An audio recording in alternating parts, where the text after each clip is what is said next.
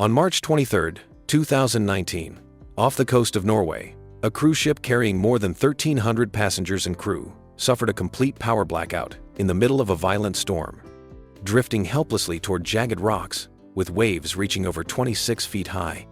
Inside the engine room, nearly 1,000 alarms went off within the first 10 seconds alone. Passengers were thrown across dining rooms as the ship rolled violently in the darkness. And one by one, hundreds of people had to be lifted off the deck by helicopter, swinging in midair above a ship that was still rocking beneath them. That ship didn't sink. Nobody died. And within days, most passengers were safely home, many already talking about what happened as the most terrifying experience of their lives. So what actually happens, step by step, inside a cruise ship when something goes seriously wrong? Let's go find out exactly how an emergency like this actually unfolds. The secret language hiding in every announcement. Long before an actual crisis unfolds, cruise ships are already running on a hidden layer of communication most passengers never notice. Scattered throughout ordinary-sounding intercom announcements are short, deliberately unremarkable code. Words Alpha, Bravo, Oscar, Delta, each one carrying a very specific meaning to trained crew members, while sounding like nothing at all to everyone else on board. Code Alpha typically signals a medical emergency somewhere on the ship, quietly alerting the medical team and security without a single passenger realizing anything is happening. Code Bravo signals a fire, instantly mobilizing a trained fire response team while the rest of the ship continues on, completely undisturbed. Code Oscar, often repeated 3 times over the radio as Oscar, Oscar, Oscar, means someone has gone into the water, triggering an immediate, coordinated search and rescue effort. Different cruise lines use slightly different phrasing. Disney famously uses Operation Bright Star for a serious medical emergency, and Red Party to indicate a fire. But the underlying purpose is identical across the entire industry. What most passengers never realize is that these code words exist specifically to prevent panic. A ship carrying several thousand people cannot afford to have thousands of guests suddenly react in fear the moment something goes wrong. So instead, the crew speaks in a language built specifically to be invisible to the very people it's designed to protect. But codes alone don't save a ship. What happens next depends entirely on exactly what kind of emergency the crew is actually facing. When someone goes into the water, few emergencies move faster than a man overboard situation. The moment Code Oscar is announced, specially trained crew members begin plotting the exact point where the person entered the water, factoring in the ship's speed, direction, and the exact time elapsed since the incident occurred. Life rings equipped with tracking beacons are deployed immediately. Security teams move to restrict access to outer decks, and the ship itself typically begins slowing down or turning back toward the estimated location. What most passengers never realize is just how quickly conditions can make a rescue like this extraordinarily difficult. Cold water, darkness, and the sheer size of the ocean mean that even with an immediate, well-coordinated response, successful rescues depend heavily on how quickly the incident is first noticed and reported.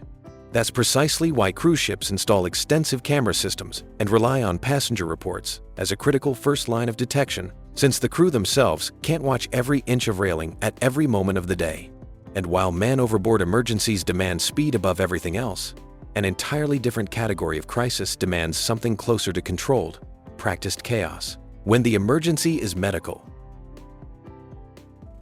Far more common than fires or overboard incidents are the medical emergencies that occur constantly aboard any ship carrying thousands of people, especially given how many cruise passengers are older travelers. The moment Code Alpha is announced, typically followed by a specific deck and location, the ship's onboard medical team, usually including at least one licensed doctor and several nurses, responds immediately, often supported by a request for a stretcher team relayed quietly over the radio. Most cruise ships maintain a fully equipped medical center, comparable in many ways to a small urgent care clinic, capable of handling everything from seasickness and minor injuries to genuine cardiac events.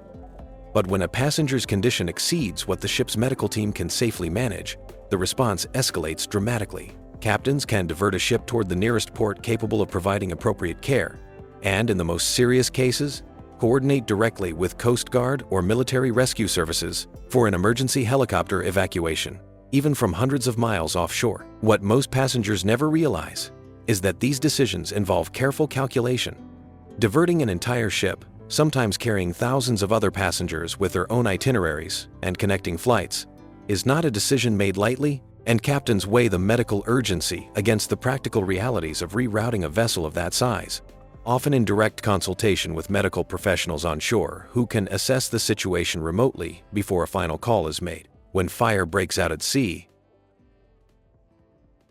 a fire aboard a ship carrying thousands of people, surrounded by open ocean with nowhere immediate to evacuate to, is treated as one of the single most serious emergencies that can occur. The moment Code Bravo sounds, a dedicated fire response team, trained extensively for exactly this scenario, moves immediately to the reported location, while separate teams simultaneously begin coordinating passenger safety and containment throughout the surrounding area. Modern cruise ships are built with extensive fire suppression systems, automatic sprinklers, and heat and smoke detection technology integrated throughout nearly every space on board, specifically designed to catch and contain a fire in its earliest, most manageable stage. Ships are also divided into fire zones, with heavy doors capable of sealing off entire sections within moments, preventing flames or smoke from spreading unpredictably through the vessel. What most passengers never realize is that most fire incidents on modern cruise ships are contained quickly, often before the situation ever escalates to the point of requiring a full evacuation. The system is specifically engineered so that by the time most passengers even register something unusual is happening, trained crew members have frequently already resolved the immediate danger. But not every emergency can be extinguished, contained, or resolved within the ship's own walls. Sometimes, everything genuinely does depend on getting outside help fast, when the ship itself loses control. The Norwegian storm that nearly claimed that ship off the coast of Hustadvika revealed exactly how quickly a seemingly secure vessel can lose control entirely. An investigation later found that insufficient oil levels in the engine's lubrication systems, combined with the ship's violent rolling motion in the storm, caused a complete power blackout across all of the vessel's diesel generators simultaneously. Without power, the ship lost both propulsion and steering at the worst possible moment, leaving it drifting directly toward rocky shallows in hurricane-force winds. The crew issued a mayday call, and Norwegian Rescue Services scrambled 5 helicopters to begin airlifting passengers off the deck one at a time, an agonizingly slow and dangerous process given the extreme wind gusts and towering waves crashing against the hull. More than 400 people were evacuated by air before engineers finally managed to restore partial power, allowing the captain to maneuver the ship back into deeper, safer water and avoid running aground entirely. What most people never realize is that even after power was restored, roughly 900 people remained aboard, some with injuries from the violent rolling, as the ship limped slowly toward port under its own reduced power, rather than continuing the evacuation. A subsequent investigation identified multiple layers of failure, from mechanical design flaws to gaps in crew training, and it directly led to new, industry-wide recommendations for how ships handle exactly this kind of catastrophic power loss going forward. That single incident reveals something crucial about how modern emergency response at sea actually works, because none of it depends on any one system working perfectly. It depends on multiple layers of contingency, all activating at once. The chain of command nobody sees. Behind every one of these responses sits a strict, rehearsed chain of command that activates the instant an emergency begins. The captain holds ultimate authority and responsibility for the ship, but in practice, a designated emergency response team, often including the staff captain, chief engineer, and senior security officers, manages the actual moment-to-moment response, freeing the captain to focus on the broader decisions, course changes, distress calls, and coordination with outside rescue services. Crew members across every department, from housekeeping to entertainment, are trained in basic emergency procedures regardless of their normal daily job. Because in a genuine crisis, every single person on staff may be needed to help guide, reassure, or physically assist passengers. This is why cruise lines run regular emergency drills among crew, separate from the passenger muster drill, testing exactly how quickly and smoothly this chain of command can mobilize when it matters most. What most passengers never realize is that this same rehearsed structure is precisely what allowed the crew of that disabled Norwegian cruise ship to coordinate a complex, dangerous helicopter evacuation for hundreds of people, all while engineers worked simultaneously and independently.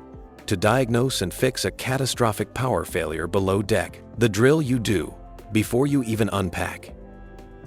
None of the response systems described so far would function without one crucial requirement that happens before a ship even leaves port: the muster drill. International maritime regulations require every cruise ship to conduct a mandatory safety drill within 24 hours of passengers boarding, walking every single guest through exactly where to go, what to do, and how to properly wear a life jacket in the event of a genuine emergency. It might feel like a minor inconvenience wedged into the excitement of departure day, but that drill exists specifically because, in a genuine crisis, there's no time to explain evacuation procedures to several thousand people simultaneously. Passengers need to already know their muster station, their evacuation route, and their assigned lifeboat before anything ever goes wrong. What most passengers never realize is that this drill is directly tied to decades of maritime safety regulation, refined repeatedly after real disasters, revealed exactly what happens when passengers and crew aren't adequately prepared in advance. Every element of that seemingly routine drill traces back to a lesson the industry learned the hard way at some point in its history. Why the system usually works. Step back, and a pattern becomes clear across every category of emergency, whether it's a fire, a man overboard situation, or a complete loss of propulsion in a violent storm. None of these systems depend on a single point of success. Coded communication prevents panic while trained teams respond. Automatic detection and containment systems buy crucial time before a crisis fully develops. Mandatory drills ensure thousands of untrained passengers already know exactly what to do. And when a ship's own systems genuinely aren't enough, coordinated rescue services stand ready to step in, even in the middle of an open ocean storm. That layered redundancy is exactly why, despite genuinely terrifying incidents occurring from time to time, catastrophic loss of life aboard modern cruise ships remains extraordinarily rare. The system isn't designed to prevent every possible emergency from happening. It's designed to make sure that when one inevitably does, there are enough overlapping safeguards standing between that moment and true disaster.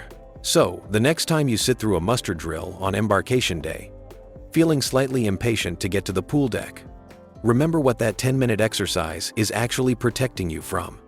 Somewhere in the world right now, on some ship, in some storm, that exact drill and everything built behind it is quietly standing between several thousand passengers and their very worst day at sea.